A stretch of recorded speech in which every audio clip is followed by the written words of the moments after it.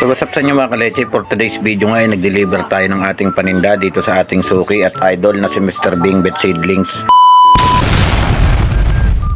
So nagbiyahe nga pala tayo dito ng Tarlac at pag uwi natin ay dumaan tayo rito kay Mr. Bingbet Seedlings dito sa may Bunol Gimba para deliveran siya ng ating produkto at tingnan na rin yung mga produktong binebenta niya. Ito nga pala ang produkto ni Mr. Bingbet Seedlings, ang mga high quality at variety na iba't ibang klaseng pananim na gulay na pwede ninyong itanim sa inyong mga gulayan at mga sakahan. Sa inyo nga palang magnegosyo ng pagtatanim ng gulay, pwede kayong mag-order dito kay Mr. Bingbet Seedlings. Kung gusto niyo naman maka-discount sa presyo, kontakin nyo na lang yung number ni Boss Bingbet Seedlings, naka-plus sa screen ngayon. Katapos nga nating mag-deliver dito kay Mr. Bingbet Seedlings ay agad na tayong bumiyahe papunta ng Balok. Dalawang customer nga lang yung dadaanan natin sa Balok, pagkatapos nga nito didiretso tayo ng Talavera.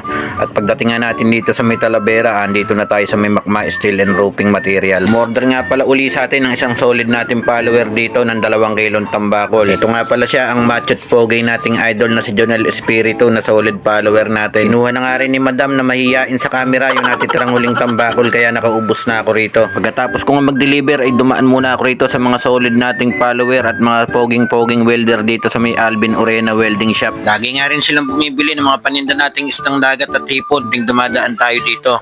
Sa katunayan, kahapon bumili sila sa akin ng hipon at saka ng asuhos. Kwentuhan nga pala tayo saglit dito sa kanilang mga welder at inusisa yung mga ginagawa nilang mga sidecar at kolong-kolong. Talaga namang sulit pag nakapagpagawa kayo ng kolong-kolong at sidecar dito kala Boss Alvin Orena. Napansin ko nga rito wala yung isang idol natin dito na welder, si Boss Louie Domingo, yung nag-align kay BJ. Kung gusto nyo nga pala ng quality at affordable ng mga kolong-kolong, mag-inquire lang kayo rito sa may Alvin Orena Welding Shop sa may tapat ng Neco 2 Area 1 dito sa may Talavera. Siya nga mismo yan yung nagkakat na yan ng mga bakal, si Boss Alvin Orena. Pagkatapos ko nga makajaming yung mga welder ni Boss Alvin ay pumunta muna ako ng Mayapya para kuhanan yung pinagawa kong cellphone kahapon. Dating ko nga rito ay nakilala tayo ng isang follower natin na nagpapagawa rin ng cellphone. Kung may mga sira nga kayong cellphone dyan ay pwede kayong magpagawa rito kay Kim RB Cellphone Repair and Accessories. Talaga nga namang napaka-solid ng gawa nila ditong magkapatid kasi ito yung nababasag ang LCD ko. Dito lang ako lagi nagpapagawa sa kanila. Magkapatid nga pala yung gumagawa rito, si Kim at si Jano. Talaga namang the best. Inadayo nga pala sila talaga ng mga nagpapagawa ng cellphone kasi talaga mapagkakatiwalaan ang gawa nila. At nung ma-pick up ko na nga yung pinagawa kong cellphone dito, diretso uwi na ako ng bahay. At hindi ko nga napapansin, sinayang ko na naman pala yung 2 minutes ng panonood nyo. So paano mga kaleche, bye-bye!